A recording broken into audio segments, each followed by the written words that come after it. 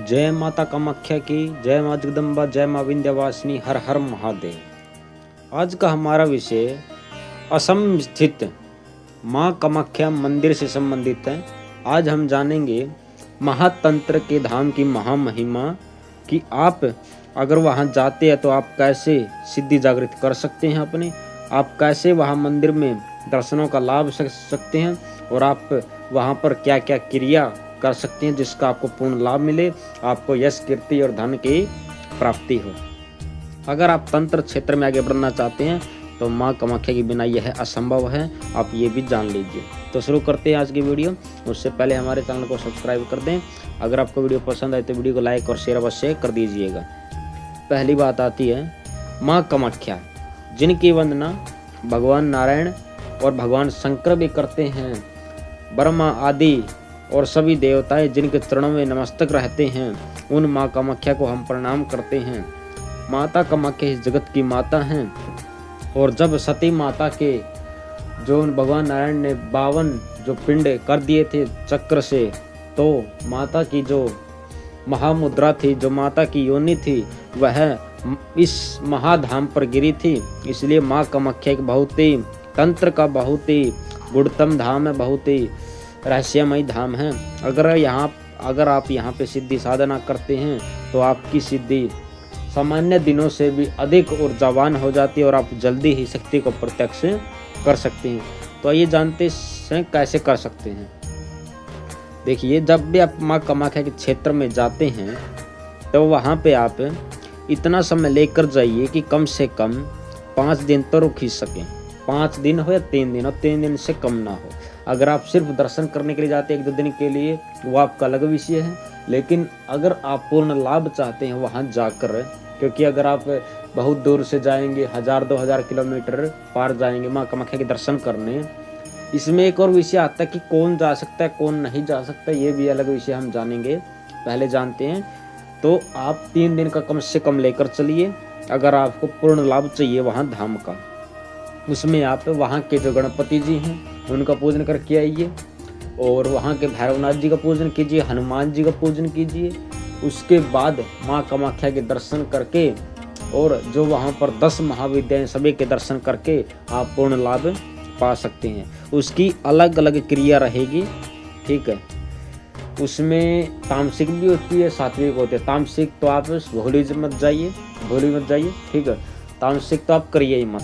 अगर जैसा करोगे वैसा भरोगे। अगर तामसिक करोगे तो आपको उसका फिर चुकाना भी पड़ेगा, क्योंकि क्रम लौट के आता, आप ये जान लीजिए। इसलिए सात्विक भोग रखिए माँ कामाख्या का। और वैसे महातंत्र की महादेवी माँ कामाख्या, वहाँ पर जो सिद्धि आप 40 दिन में अपने घर पर या अपने किसी भी स्थान पर करेंगे, वो सिद्धि वहाँ आप 11 दिन में जागृत कर सकते हैं, प्रत्यक्ष कर सकते हैं। आपके गुरु बलवान होने चाहिए और आप में मेहनत की और माता के प्रत्याग का भाव सच्चा होना चाहिए। आप देखेंगे कि 11 दिन तो बहुत है, 9 दिन में ही वहाँ की शक्ति आपके सामने प्रत्यक्ष हो जाएगी और माँ कामाख्या की योगिनी आप पर अवश्य ही कृपा करेंगी। अब बात करते हैं माँ कामाख्या का रहस्य क्या है। देखिए, यूट्यूब पर आपने बहुत सारी वीडियो देख ली होंगी माँ कामाख्या का रहस्य, वो ऐसा है, वहाँ ऐसा है। पॉडकास्ट आपने खूब सुन लिए होंगे। आप ये जान लीजिए, इस जगत में ऐसा कोई नहीं है जो माँ कामाख्या का रहस्य जान सके, और जानने की गलती करना भी मत। आप देखिए, आप भगवान के रहस्य में दिमाग मत ही लगाइए। भगवान की लीला परम्पार है और वो तो माता भगवती है जिसमें, ठीक है, जिनसे भगवान है वो माँ भगवती हैं। आप उनका रहस्य कैसे जान सकते हो, ठीक है। जिनकी वंदना भगवान नारायण, शंकर और ब्रह्मा आदि देवताएं भी जिनकी वंदना करते हैं, आप उनका रहस्य कैसे जान सकते हैं। इसलिए यह मूर्खता मत कीजिए। भगवान में दिल लगाया जाता है, दिमाग नहीं, यह भी आप जान लीजिए। अगर आप माता का रहस्य जानने में लगोगे तो आपका कुछ नहीं हो सकता, दर्शनों का भी लाभ आपको नहीं मिलेगा, ठीक है। दूसरा, अगर आप पूर्ण रूप से सिद्धि चाहते हैं माँ कामाख्या की योगिनियों की, तो उसकी एक अलग क्रिया आपको करनी पड़ेगी। उसमें आपको कम से कम 1.25 महीना कामाख्या क्षेत्र में रहकर साधनाएं करनी पड़ेगी।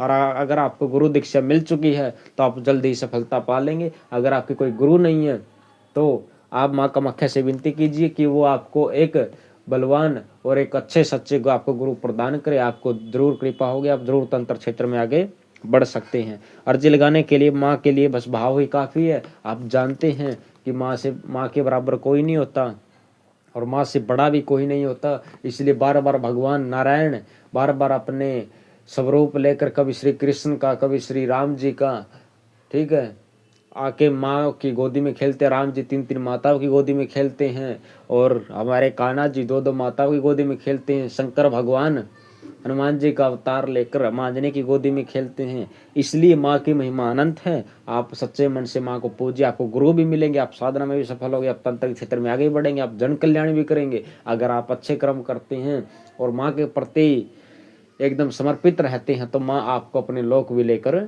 जाएंगी। ठीक है। और अब आखिरी विषय आता है माँ कामाख्या से संबंधित। क्या हर कोई दर्शन कर सकता है माँ कामाख्या जाकर?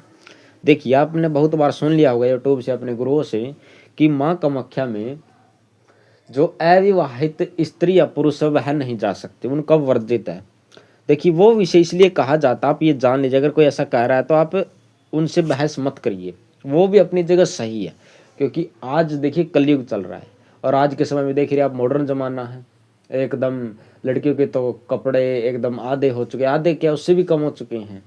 तो आज कैसे विषय चल रहा है, किसी के अंदर पूर्ण भाव आ ही नहीं रहा, सबके अंदर मन में गंदे ही विचार है। अब वो माँ का गुप्तम स्वरूप है, वो माँ का एकदम आप ये मान लीजिए रहस्यमय स्वरूप है, माँ की महामुद्रा है।